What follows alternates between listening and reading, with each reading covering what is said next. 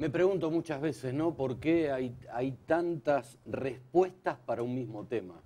Entonces, como dicen algunos pensadores, ¿no? La mitad de la biblioteca va para un lado y la otra mitad por otro, para el otro lado, digo, con un mismo tema. Pero bueno, vamos a hablar de economía, que es una ciencia social. Justamente dejaron que sea una ciencia exacta en algún momento, lo cual comparto, que sea una ciencia social. Nicolás Eola, gracias por haber venido. Muchas gracias por la invitación. Bueno, distintos temas vamos a ver, Nicolás. Bueno. ¿Conviene una economía cerrada en un país? Dependiendo de los objetivos de ese país. Yo creo que en un país como la Argentina la respuesta sería afirmativa. Y no sé si es tanto la disyuntiva entre economía cerrada o abierta, sino cerrada en algunos sectores y abierta por ahí en otros. Creo que lo cerrado y lo abierto de una economía, sin lugar a dudas, no sé si tanto qué sectores habría que abrir o no, tiene que ser una decisión de la política económica. A mí me parece que más que la discusión de cuál es el grado de apertura de una economía, tendría que estar, bueno, quién toma las decisiones respecto al grado de apertura de esa economía, cuáles son los objetivos. En cualquier caso, digamos, uno podría estar siempre de acuerdo con que una economía, digamos, que protege algunos sectores que generan mucho empleo, pongamos un ejemplo, la industria textil, lógicamente tendría a tender a generar mayor empleo en ese sector. En este sentido, digo, una economía más cerrada está generalmente asociada a una economía con mayor actividad interna, mayor generación de empleo y, digamos, un mayor volumen de consumo interno, un esquema de desarrollo diferente, generalmente asociada a la tradición nacional, federal, proteccionista, ¿no?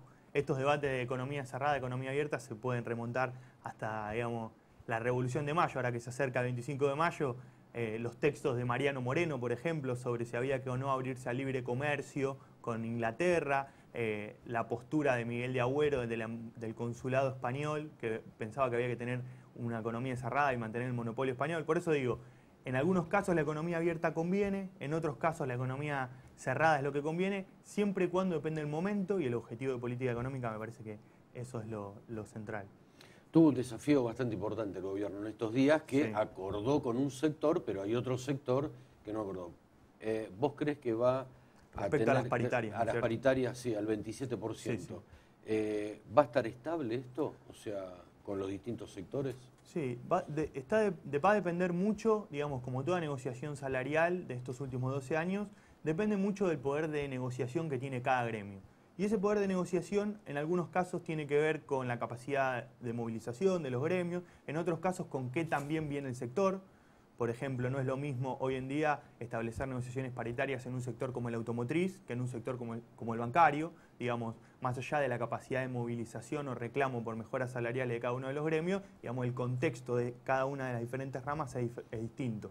Entonces, digo, recapitulando un poco lo que viene pasando esta semana, un conjunto de gremios como la UOCRA, gremios muy populosos, muy importantes como la UOCRA, Comercio, la UOM, UPCN, cerraron en torno al 27%.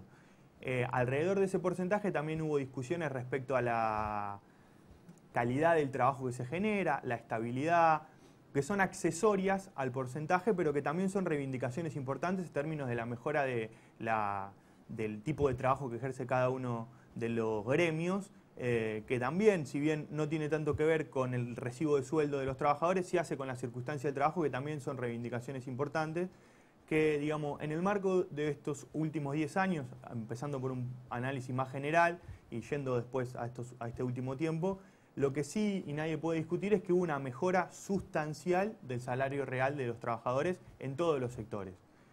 En este último tiempo, digamos, el año pasado apareció un leve deterioro del salario real. Ahí está la discusión, dependiendo de qué índice uno tome. Bueno, dejando de lado esa discusión, lo que sí sucedió es que la devaluación de enero de 2014 generó una dinámica en los precios que empezó a acelerarse un poquito y el salario no llegó a acompañar en términos promedio, ¿no es cierto? Eso deterioró un poco el salario real en algunos sectores, a eso se sumó un contexto internacional, digamos, en donde Brasil no desempeñó su demanda de productos argentinos tanto como lo esperábamos. Eso debilitó la actividad económica, sumado a la devaluación, hubo un pequeño deterioro del salario real.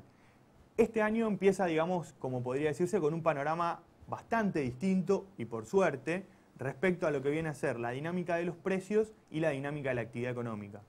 En primer lugar, digamos, hablando de los precios, la inflación desde hace varios meses, desde junio del año pasado, está en descenso y con claridad, el descenso sostenido. Las estimaciones de la inflación que hacen las provincias, donde se incluyen distintas provincias del interior y la ciudad de Buenos Aires, que son institutos de estadística oficiales, arrojan una inflación general de alrededor del 23% y para el mes de marzo del 1,8% mensual. Uno, si lo anualiza, digamos, esperaría encontrarse a fin de año con una inflación alrededor del 23-24%. Esto significa que con aumentos salariales del 27% en promedio, habría una recuperación del salario real de los trabajadores, en blanco, ¿no?, registrados, de alrededor de 3 puntos. Y esto es una muy buena noticia y es muy importante para la dinámica de la actividad que uno espera encontrarse a lo largo del año 2015, un año electoral, un año complicado. ¿Por qué? Porque si el salario real se recupera, el consumo interno repunta, el consumo privado, que, digamos, representa algo así como el 60% de todos los gastos que realiza la economía, dependen del consumo interno. Por eso es muy importante la negociación salarial, porque un salario real más alto genera mayor consumo, y acá ligándolo un poco con una economía cerrada, una economía abierta, bueno, el modelo económico que se estableció hace varios años en nuestro país implica que la dinámica de consumo es el elemento central e impulsor de la actividad económica en general, eso tracciona sobre el empleo, etcétera, ¿no es cierto?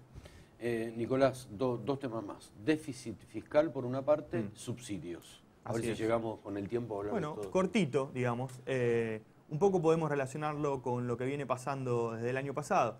Desde la oposición, pongámoslo con todas las letras, ¿no es cierto? Desde la oposición se está atacando muy fuertemente una política que supuestamente existe en el gobierno nacional de sostener un gasto improductivo, innecesario, que se termina reflejando en un despilfarro, si querés ponerle ese título que suelen utilizar, que se termina reflejando en que las cuentas públicas son deficitarias, es decir, lo que se recauda no alcanza para todos los gastos.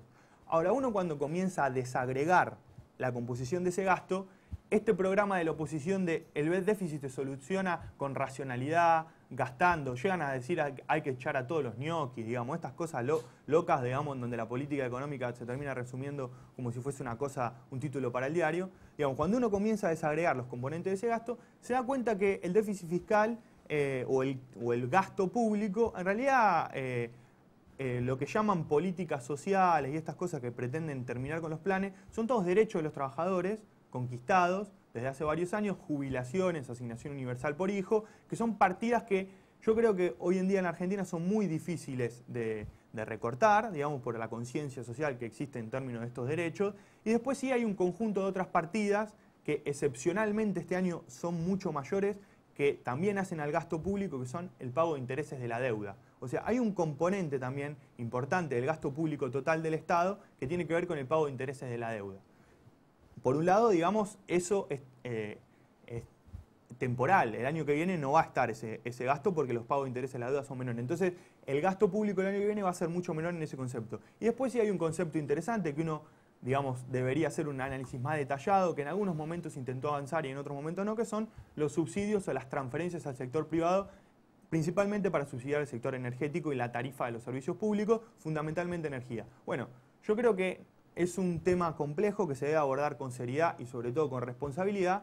Y en definitiva, el subsidio es una política dinámica. En algunos casos el gobierno nacional lo utiliza para sostener los niveles de actividad interna porque cree que el gasto público es un componente importante de la demanda que permite la generación de empleo. Y digamos, en ese sentido hay que apuntar a que los que reciben el subsidio son los que realmente lo necesitan. Por eso digo, hay que tener responsabilidad en el debate y decir, bueno, si realmente pensamos que hay un problema con el gasto público, digamos, yo no me preocupo tanto por el déficit fiscal, porque de última, digamos, es el principal impulsor de la actividad económica. Si se nos cae el mundo, se nos cae la demanda externa, tiene que estar el Estado activando la demanda interna para que la economía no se contraiga. Entonces digo, si el problema realmente son los subsidios, bueno, abordemos con responsabilidad el debate y si realmente el problema son los planes sociales o las políticas sociales conquistadas durante estos últimos 10 años, también abordemos con responsabilidad el debate, pero clarifiquemos, ¿no? Digamos que el déficit fiscal es una cuestión de ineficiencia en el gasto o cuestiones más accesorias que no hacen realmente una discusión seria sobre el problema. Nicolás, te quiero agradecer. Nos quedamos sin tiempo como siempre, gracias. Nos quedó un tema pendiente, sí, pero para la próxima, bueno, seguramente que es el cepo. De acuerdo. No, nos queda pendiente. Así es. Nicolás, gracias por haber venido. Muchas gracias por la invitación. Pausa.